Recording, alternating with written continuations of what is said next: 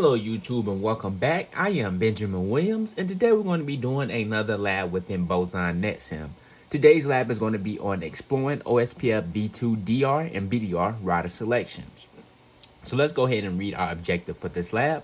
It says Open Shortest Path First version 2 OSPFv2 is the version of the Open Shortest Path First OSPF routing protocol that runs on Internet Protocol version 4 IPv4 networks. This is in contrast to OSPF version 3, OSPFv3, which runs on IPv6 networks. OSPF handles router elections, timer settings, and the neighbor adjacencies differently depending on the type of interface through which an OSPF router connects to its neighbor. Broadcast interfaces are typically found on Ethernet networks. Broadcast interfaces can find OSPF neighbors automatically. Router elections for DR and BDR are performed on broadcast networks. In this lab, you will explore OSPFv2, DR, and BDR router selections on a broadcast network. Okay? So let's take a look at our lab topology that we're working with. We can see that we have router 1, router 2, and router 3, and they're all connected to router 2 and router 3 are connected to router 1 via Ethernet link. And then router 2 has its local LAN down to switch 1 and PC 1, and router 3 has its own individual LAN with switch 2 and PC 2 being inside of that LAN. Okay, so let's go ahead and take a look at the commands that we're going to be using for this lab. We have configure terminal, which enters global configuration mode from privilege exec mode. We have enable, which enters privilege exec mode. We have end, which ends and exits configuration mode. We have exit, which exits one level in the menu structure. We have interface type number, which changes from global configuration mode to interface configuration mode. We have IP OSPF process ID area ID. This places the interface in a specified OSPF process in area. Okay. We have IP OSPF priority. This manually configures an OSPF router priority. We have network and network address wildcard mask area ID. This activates OSPF on a specified network and places the matching interface in the specified area. Okay. We have ping IP address. This sends an ICMP echo request to the specified address. We have router ID IP address. This assigns a router ID to an OSPF process. We have router OSPF process ID. This enters router configuration mode for OSPF process. We have show IP interface brief. This displays a summary of interfaces configured on the device. We have show IP OSPF. This displays information about the OSPF process running on the router. We have show IP OSPF interface type number brief. This displays OSPF interface configuration. OSPF interface information. We have show IP OSPF process ID area ID neighbor. This displays OSPF neighbor information. We have show IP protocols. This displays information about active routing protocols. We have show IP route, which displays the routing table. We have show running config, which displays the active configuration file. So if we take a look within the next section, we can see our IP address table, and we can see all of our devices with their interfaces, their IP addresses, and also their subnet masks. So we're definitely going to keep this table right here handy in case we need to troubleshoot or figure out anything specific about an interface or IP address. Okay, so let's go ahead and dive into this lab. So we're going to keep our lab topology in the top left. We're going to be doing our labs readings in the top right, and we're going to be doing all of our configuration down here at the bottom. Let me refresh because I'm not able to see the host name on my router when I just tried that enter key. There we go. Now we're able to see the host name. That's what we want to see. Okay, let's go ahead and get into this lab. It says configure and verify OSPF. It says in this task, you will configure OSPF from router 1, router 2, and router 3, thereby establishing OSPF adjacencies. So number 1, it says on router 1, display a summary of the interfaces configured on the router. On what type of interfaces will you be configuring OSPF? What other types of interfaces do OSPF support? All right, so router 1, let's do an enable. Let's do a show IP interface brief. Okay, So the interfaces we're going to be configuring on router 1 is, it looks like this fast Ethernet 00 interface will be configured. This fast Ethernet 01 interface will be configured. And also this loopback 0 interface will be configured, okay? Because all of those are in the upstate, as we can see by the status and protocol. And also, they all have IP addresses configured, okay? So let's see what Boson is going to say about other interfaces that OSPF supports. Let's take a look. So as you can see, it says there are 2 types of interfaces on which you will configure OSPF in this lab. 2 broadcast interfaces and 1 loopback interface. OSPF supports 6 interface types. It says broadcast, non-broadcast, multiple access, point-to-point, point-to-multipoint, point-to-multipoint with non-broadcast, multiple access, and loopbacks. All right, and then it kind of just explains all of the differences between the broadcast, non-broadcast, multiple access, point-to-point, point-to-multipoint, point-to-multipoint, non-broadcast, multiple access, and loopback within the rest of the sections. I'm not going to read all of that, but it's good information to know, okay? So number 2, it says on router 1, configure a new OSPF router process. Use a process ID of 10, then configure OSPF to advertise both the 203.0.113.0/30 network and the 203.0.113.4/30 network in OSPF area 0. Use a single command to advertise both networks. What alternative command could you have issued to advertise these networks?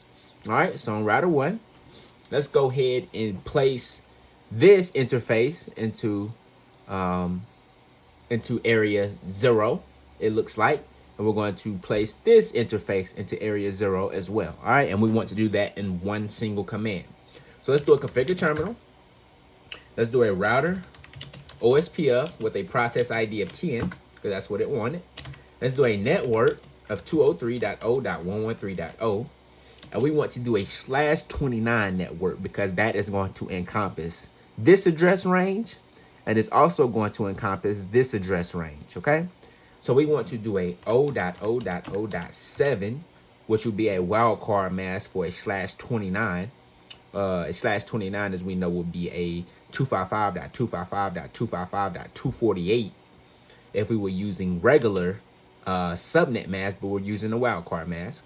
All right, so 0.0.0.7, and we want to place this inside of area 0. Hit enter there. All right. All right, and then it says, what alternate command could you have issued to advertise these networks? Well, we could have did individual networks. We could have did this network, which would be 203.0.113.0, and we could have did 203.0.113.4. And both of those would have been /30 networks. But it wanted us to, right here, it says use a single command. So that is why we use this one command right here, okay? And it says, what alternate command could you have used? We could have went into the interface configuration mode for each interface. So for the fast Ethernet 00 and the fast Ethernet 01, and we could have did an IP OSPF process ID, area ID, and we could have configured it within the interface configuration mode too. So we can do interface configuration mode, or we can do the network command, okay? All right. So number 3, it says on router 1, issue the command to determine the state of each OSPF interface. In which state are the OSPF interfaces and why? So, okay, on router 1, let's do a do show IP OSPF. All right, and are we able to see the interfaces in here? We're not. So let's do a do show. Let me see what command it wants me to run. Okay, do show OSPF interface brief. Okay, do show IP OSPF interface brief. Okay, so right here we're able to see that what is it? It says in which state are the OSPF interfaces and why. What state are we in? It says the state that we're in is DR for the fast Ethernet 00 and the fast Ethernet 01. We're the DR for both of those interfaces. And they're the DRs because when it looked at when it did the election, that is the only interface that is currently configured for OSPF. We have not configured OSPF for router 2 or router 3. So right now, router 1 has the higher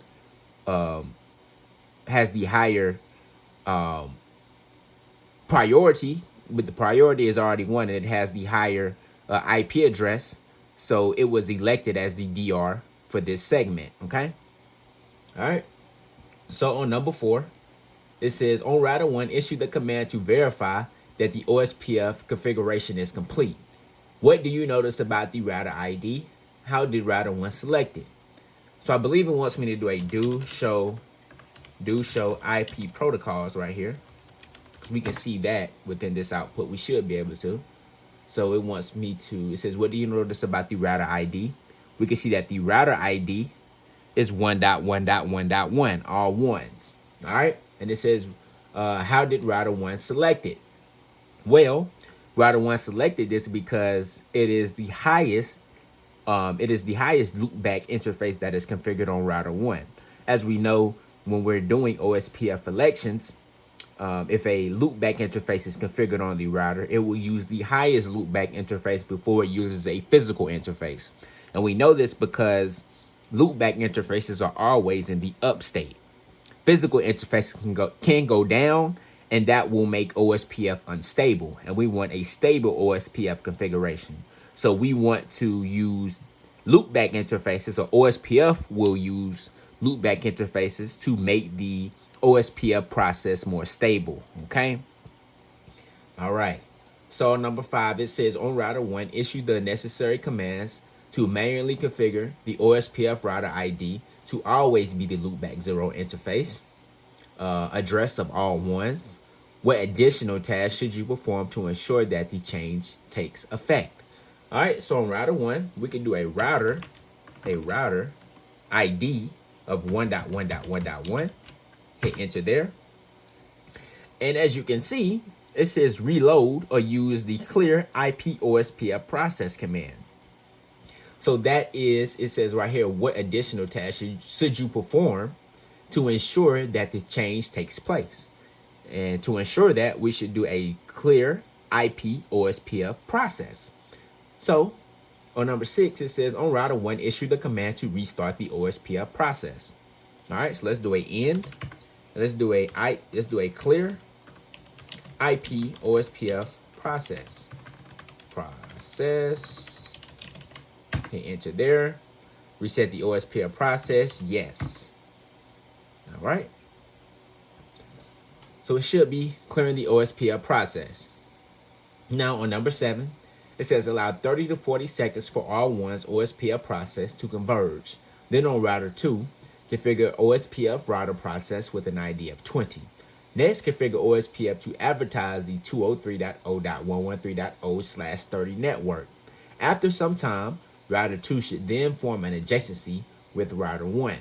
In the adjacency established message that appears on the console, what router ID does OSPF use to identify router 1 and why? Okay, so let's give it a few more seconds to allow router 1 to converge. And let's go ahead and pull up router 2 while we're at it. Just want to give it a few more seconds for router 1 to fully converge before we start doing any output or any commands on router 2, because it wanted us to wait 30 to 40 seconds. All right, so let's go ahead and get started. It should have been about 30 seconds now. On router 2, let's do an enable. Let's do a configure terminal. And let's do a router OSPF20. You want to do a network of 203.0.113.0. We want to do a /30, so that'll be a O.0.0.3. We want to do it in area 0. All right, and hit enter there. And then it says in the adjacency established message that appears on the console, what router ID does OSPF use to identify router 1 and why? Well, we should see that router ID that we just configured on router 1, which is all ones. But let's wait to see what we see on router 2 to confirm that. We configured the router ID on router 1, and we also, if we remember from the original output, we had the loopback 1 interface already configured, loopback 0, I'm sorry, with an IP address of all ones. And we can see that right here. The adjacency has came up, And we can see that router 1's router ID is all ones, okay? So that looks good. So number 8, it says on router 3, configure an OSPF process, router ID process. Excuse me, let me restart. On router 3, configure an OSPF router process with an ID of 30. Then configure OSPF to advertise the 203.0.113.4/30 network. Router 3 should then form an adjacency with router 1. Now that the 3 OSPF routers have formed relationships, will PC2 be capable of pinging PC1? Why or why not? So let's pull up router 3. Let's do an enable. Let's do a configure terminal. Let's do a router OSPF with a process ID of 30 this time for router 3. Let's do a network of 203.0.113.4. Let's do a /30 subnet mask, so 0.0.0.3 for area 0. Hit enter there. And then it asks, now that the 3 OSPF routers have formed relationships, will PC2 be capable of pinging PC1? Why or why not? Well, if we look at our OSPF networks that we configured in this lab, none of those networks are any private networks, no local LAN networks, which is PC1 will have an IP address of, if we go to the IP address table, let's take a look. PC1 has an IP address of 10.10.100.100, and PC2 has an IP address of 10.10.200.100. We never configured any of those networks to participate within OSPF. So because of that, router 1 does not have a path to PC1's network, nor does router 1 have a path to PC2's network. So because of that, PC1 will not be able to communicate with PC2, okay? So on number 9, right here, it says allow 30 to 40 seconds, and we can see our adjacency just came up with router 1, all right? It says number 9, it says allow 30 to 40 seconds for the networks to converge. Then on router 1 and router 3, on router 2 and router 3, place each device into interface configuration mode for the Fast Ethernet 01 interface. Next, configure each Fast Ethernet 01 interface to advertise its network in OSPF area 0. Use the process ID that is already locally configured on the given router. All right, so on router 2, let's start there. Let's go into, let's do an exit. Let's go into interface configuration mode for Fast Ethernet 01. Hit enter there. And let's do a IP OSPF. We want to give a process ID of 20. And we want to put this inside of area 0. And hit enter there.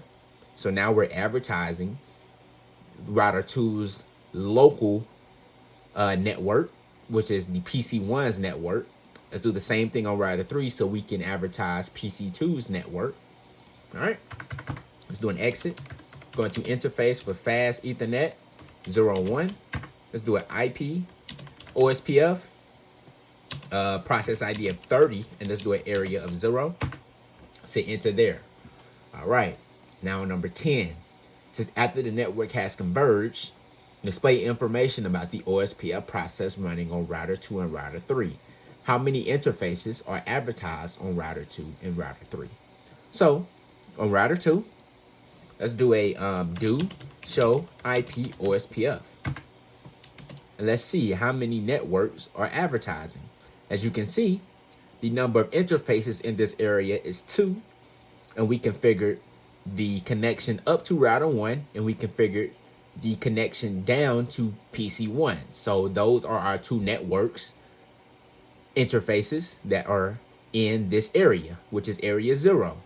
All right, we can see right here, area 0, number of interfaces in this area is 2. That's correct. Let's do the same thing on router 3. Let's do a do show IP OSPF.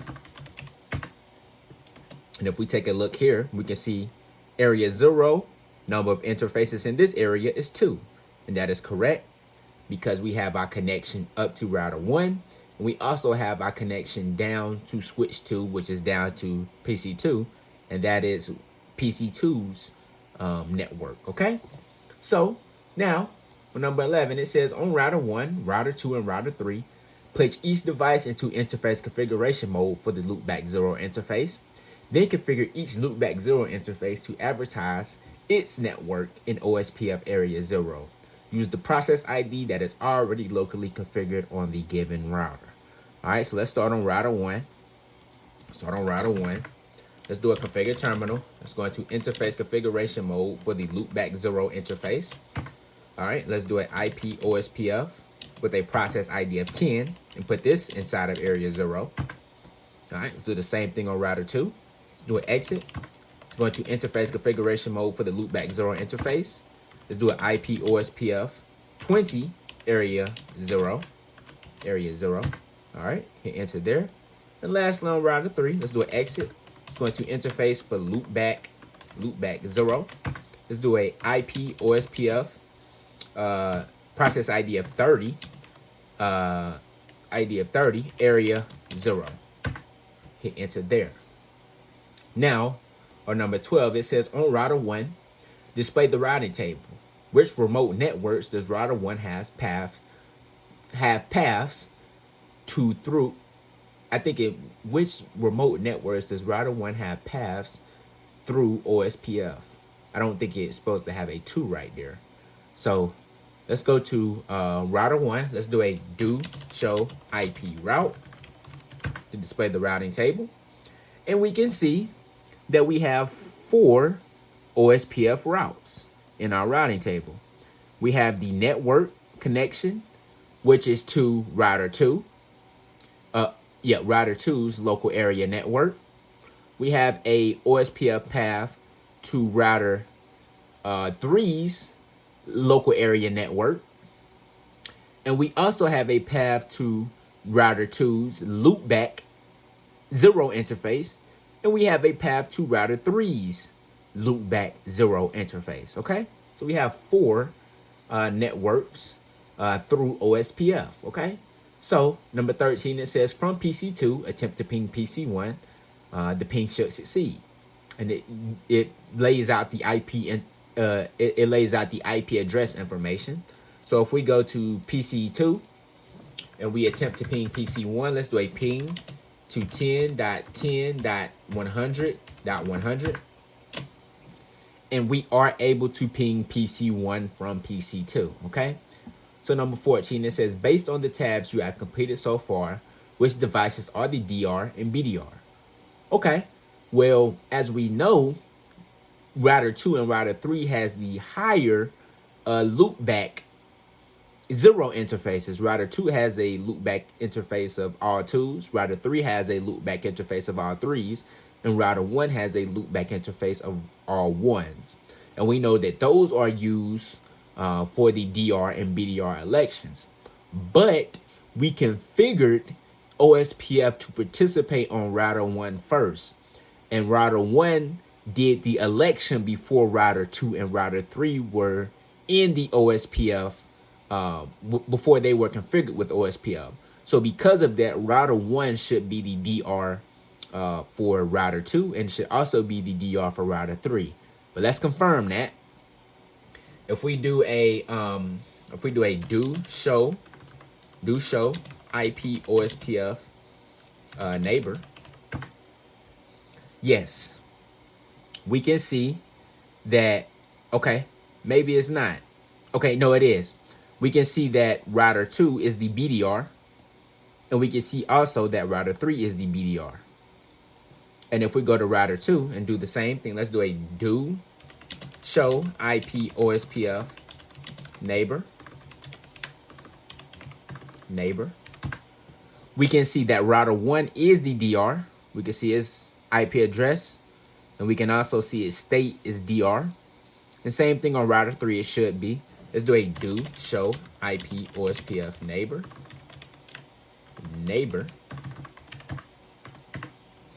And yes, we can see router 1's loopback 0 interface, and we can see that it is the DR for this segment as well, okay?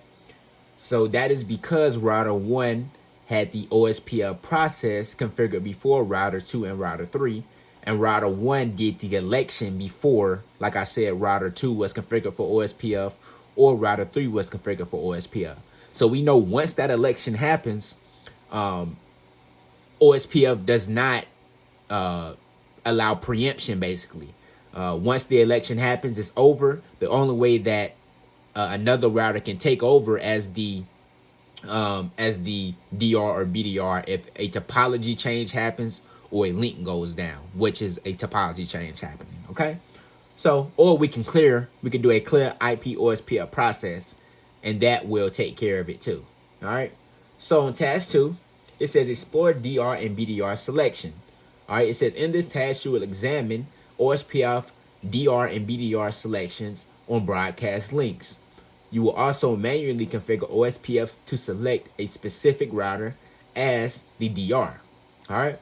So on router 1, it says issue the clear IP OSPF process command to force a new DR and BDR selection.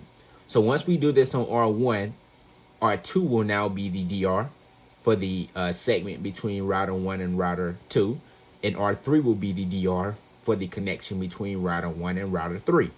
So let's do a let's do a clear IP OSPF process. All right, and yes, we want to clear that. And we just seen our neighbors go down. All right, and let's give it some time for those neighbors to come back up. But let's go ahead and read number 2. It says allow the network up to 1 minute to converge on router 1, router 2, and router 3. Display OSPF neighbor information. What are the states of the neighboring routers? Explain the meaning of each component of the state column in the output. So we just seen our neighbors just come back up. Okay, so let's do a show IP OSPF neighbor on router 1. All right, let's do the same thing on router 2. Let's do a do show IP OSPF neighbor. Oops, neighbor.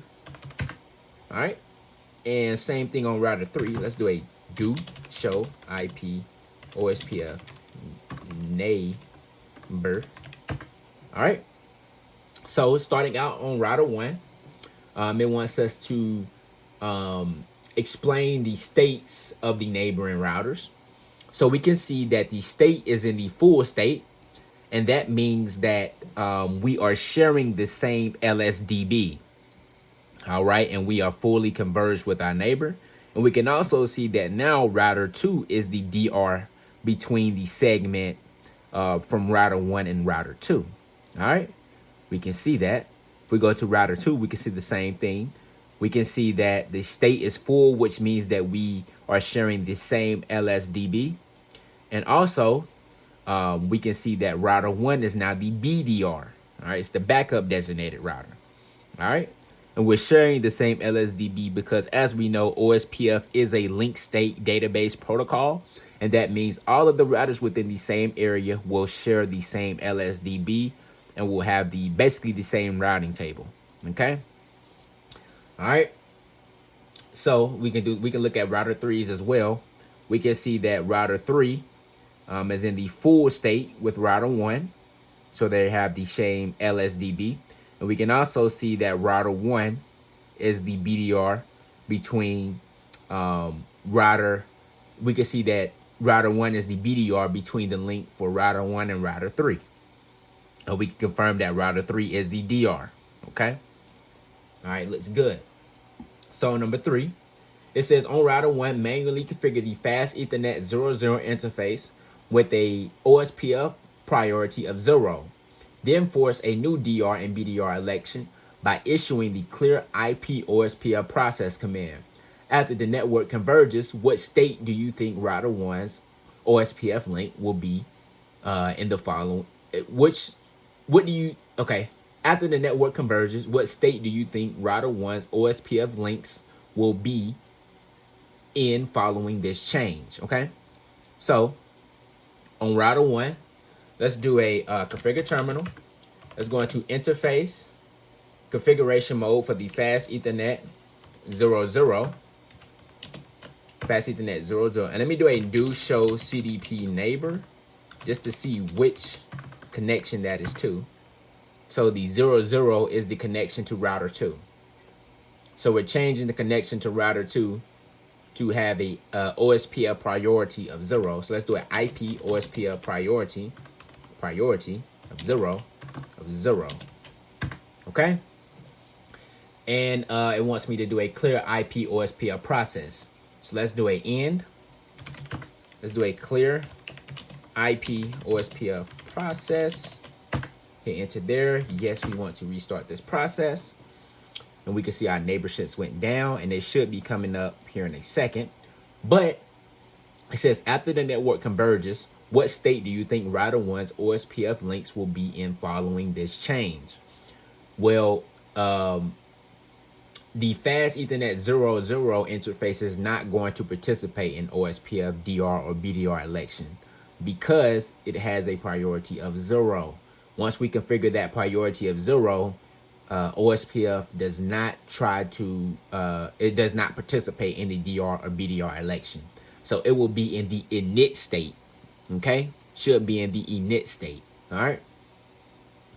So number 4, it says on router 2, repeatedly display OSPF neighbor information to watch the election process. What state is the adjacency between router 1 and router 2 in the network when the network converges? Okay, so let's go to router 2. Let's do a do show IP OSPF neighbor. And yes, we can see that. Well, let me do that again actually. So let me do a clear IP OSPF process one more time. Let's do a yes to that. Let's bring that down. All right, now let's go to router 2 and repeat this command. So as you can see, we're in the exchange state with router 1 right now. And we're back to the full state. But you can see router 1 it has a dash here, and that is because it is not participating in the DR and BDR elections. And that is because it has a priority of 0, as we can see. All right. So number 5, it says on router 2, configure the fast Ethernet 00 interface with an OSPF priority of 10. All right. So let's do that. Let's do an exit. Let's go into interface configuration mode for fast Ethernet 00. Let's do an IP OSPF priority of 10. Say enter there. All right. And now it says on router 1, configure the fast Ethernet 00 interface with an OSPF priority value of 20. Next, force a DR and BDR election by issuing the clear IP OSPF process command. Okay, so on router 1, let's go back here. Let's do a configure terminal. Enter. Let's go into interface configuration mode for fast Ethernet 00.